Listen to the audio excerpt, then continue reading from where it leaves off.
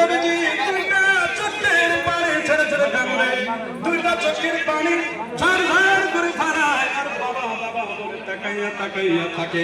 আজকে যারা ঈদগার ময়দানে, যাদের বাবা কবরের দেশে চলে গেছে, যাদের মা কবরের দেশে চলে গেছে, যাদের বাবা মা আছে, তেনার কিন্তু বাবা আমার আশীর্বাদ লইয়া ঈদগার ময়দান আইছে, কিন্তু যাদের বাবা নাই, যাদের মা নাই, তারা কিন্তু বাবা মার কাছে একটা কথাও বলতে পারে নাই। জোরে বলেন কথা ঠিক না নাই? ও প্যারে হাজিরিন, আপনার বাবা আপনার মা কবরের ভিতরে কোন হালাতে আছে, আপনার বাবা আপনার মা কবরের ভিতরে কোন হালাতে আছে, একমাত্র আল্লাহ পাক ছাড়া আর কেউ জানে না। জোরে বলেন কথা ঠিক না নাই? আমার নবী রাহমাতুল লিল আলামিন, নবীজি দুইটা চোখের পানি ছাইরা ছাইরা আর মুখের দিকে তাকাইয়া থাকে, ওর মুখের দিকে তাকাইয়া থাকে। নবীজি বাড়িতে চলে গেলেন, যাওয়ার পরে মা আমিনা রাদিয়াল্লাহু তাআলা আনহা লক্ষ্য করে দেখে রাহমাতুল লিল আলামিন নবীজির চোখ মোবারক দিয়ে পানি ঝরঝর করে পড়তাছে। মা আমিনা বলে, বাবা মুহাম্মদ, তোমাকে কে মারছে, কে কি বলেছে? তুমি আমাকে বলো, তোমার চাচা দিয়া আমি তাকে কঠিন বিচার করাবো। আমার নবী ডাকদা বলে, আম্মা গো, ও আম্মা শুনেন শুনেন, আমাকে দুনিয়ার কেউ মারে নাই, আমাকে দুনিয়ার কেউ মারে নাই। আমার সঙ্গী, আমার সঙ্গীদের বাবা মা আয়েশা, তারা আয়েশা কুলের মধ্যে লইয়া গালের মধ্যে চুম্বন দেয়, হাতের মধ্যে খুরমা খেজুর দেয়। আম্মা, আমার কি আশা হয় না, আমার কি আশা হয় না আমার ওঠার জন্য? আমার বাবা কোথায়, আমার বাবা কোথায়, আমাকে বলে দেন। আমার আশা হয়েছে আমার বাবার কুলে ওঠার জন্য। শিশু নবী বুবাইয়া বুবাইয়া কান্না, শিশু নবীর কান্না দেখে মা আমিনা রাদিয়াল্লাহু তাআলা আনহা চোখের পানি ধরে রাখতে পারে না।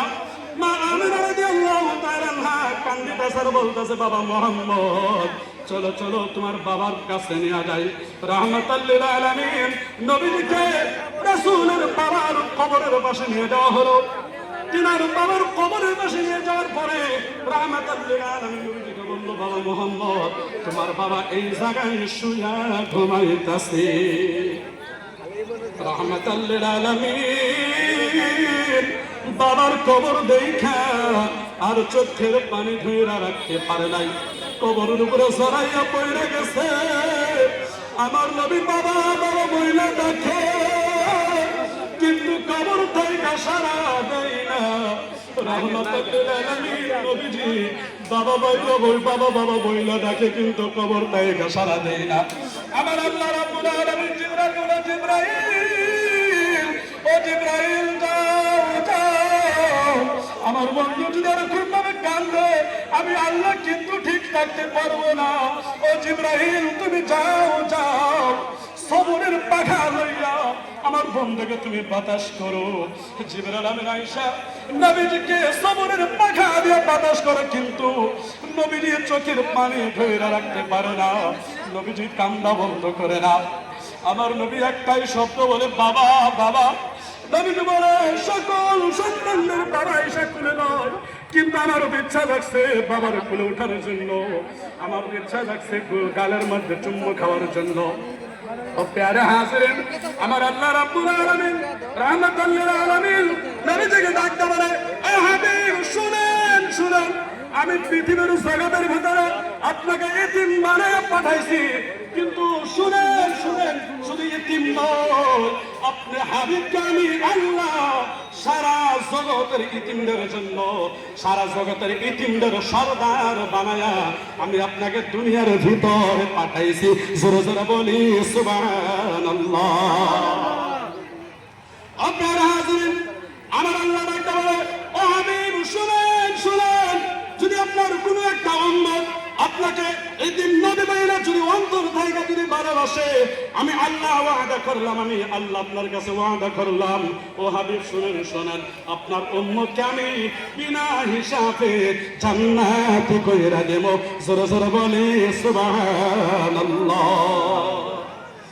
আপনারা হাজিরিন, যেরকম আপনাদের মাঝে যাদের বাবা যাদের মা কবর চলে গেছে, আজকে কিন্তু আমরা খুশিতে আনন্দিত হইতেছি, কিন্তু যাদের বাবা নাই যাদের মা নাই তারা কিন্তু জগতের ভিতরে সবচেয়ে বড় সম্পদ হারাইয়া ফেলাইছে। জোরে বলেন কথা ঠিক না নাই? আমার নবী বলে, উম্মত শুনো শুনো, তোমরা বেশি বেশি এতিমকে মহব্বত করবা, এতিমকে তোমরা দান খয়রাত করবা, এতিমকে ভালোবাসবা। আমার নবী একটা হাদিস বলেছে, ও উম্মত শোনো শোনো, তুমি যদি কোনো একটা এতিমের মাথার উপরে হাত দিয়ে যদি তুমি দোয়া করো, আমার আল্লাহ রাব্বুল আলামিন তোমার হাতের তালুর নিচে যতগুলো চুল থাকবে, আমার আল্লাহ রাব্বুল আলামিন তোমার আমলনামায় অতটুকু সওয়াব দান কইরা দিবে। জোরে জোরে বলেন সুবহানাল্লাহ। এতে মশা জিয়া গো নবী, তুমি ভবেতে আসিলা, এতে মশা জিয়া গো নবী, তুমি ভবেতে আসিলা। 6 বছর বয়সের কালে গো নবী, 6 বছর বয়সের কালে গো নবী, তুমি মাতাকে হারাইলে গো নবী, তুমি ভবেতে আসিলা, এতিম সাজিয়া গো নবী, তুমি ভবেতে আসিলা। পেয়ারা হাসিদিন বলতে গেলে রমজান মাসে অনেক ফজিলত আছে, কিন্তু বলতে